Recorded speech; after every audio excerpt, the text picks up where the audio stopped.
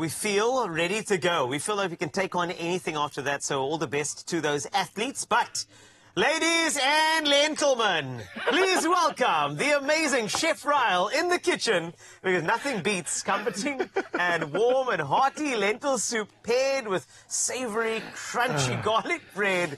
And I can tell you this classic combination is perfect for any chilly evening or a wholesome dish to share with your loved ones. Talking about loved ones, Chef Ryle is on the scene, nearest to the stove, thank goodness. Why are you this person? I'm so happy, yes. So, I love it, man. Okay. Oh yeah, don't forget, right, when you have a lentil, you must be gentle. Okay, Lentilman. So I love that. I love the ingredients here. We're cooking up a rainbow. We're having fun in the kitchen. So let's get straight into it. All right. So I've got a pot already. Got some oil and a little bit of butter in there. So there's some olive oil that's already just getting on the heat. And we're going to start with some of the basics first before we even add the spices to this. Course. We've got some onion in there that we want to get braised up. Some carrots and celery, which we've obviously chopped up and diced up as well, because you don't want a whole carrot in your soup. You don't want to be like chowing and drinking at the same time, you know? You know, these are the flavor starters. So as those cook down, they actually retain and bring the flavor all the way to the dish. So when you add spices to your mirepoix, which is what it's called sometimes, it's going to bring all the beautiful flavor straight through any stock that you bring in there. And now you're going in with some? So we're going to the spices. I've got some garlic in here, and we've got some great spices that we're going to add to this. Throwing in paprika, cumin,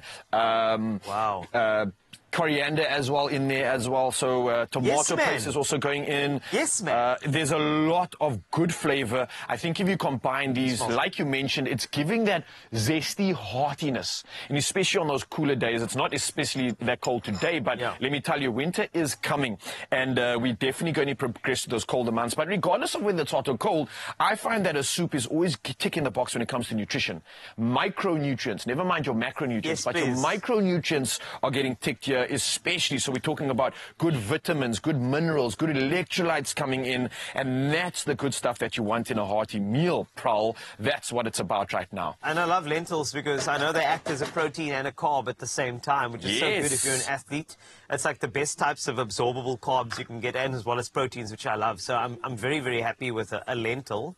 I think it does so many. I think lentils often have always been fillers of dishes, but never have taken center stage, and I think they should, because they're so delicious texturally as well. I love lentils. It's something that you often would find, I mean, generally accompanied with meat, right? In certain stews and dishes and soups. But I find you're hitting the nail on the head. If you really look at the composition of a lentil, it is so complete. You don't even need to add meat, to be honest. And I think for those that are looking at meat-free alternatives, or maybe you're vegan, what an incredible source of nutrition. And right now, like you can see, we don't have meat in this dish, but it is doing all that and more. You're not even going to need meat or crave it at all. So I just forgot to mention I did add some parsley into this call before the lentils have come through. But already, the smells coming out of what we've just prepared with the spices. Caramelized. Oh, man, it is magic. So I'm going to pop the lentils in, and then there's some stock to kind of just let that broth up, stew up, and like we are, souping up. And we'll then hand over to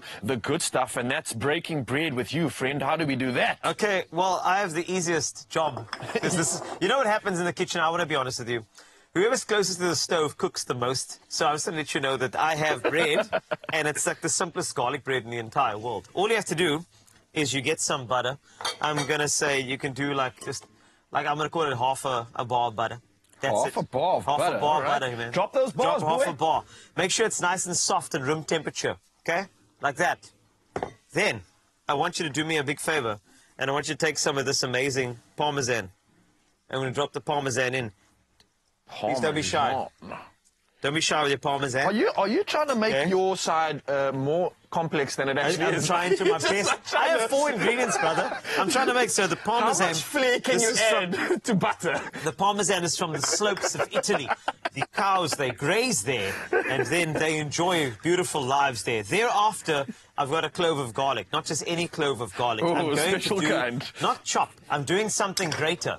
I'm using a grater, and I'm going to grate the garlic in here. In fact, hold on. I don't want my fingers to smell like garlic all day. All right. I brought protection. Oh, man's leveling up here. It has just becoming a professional occasion right now. I have become, just in case. You know what happens, right? I love to make this side. I love garlic. You know what? I need to make it happen. You've got so many ingredients.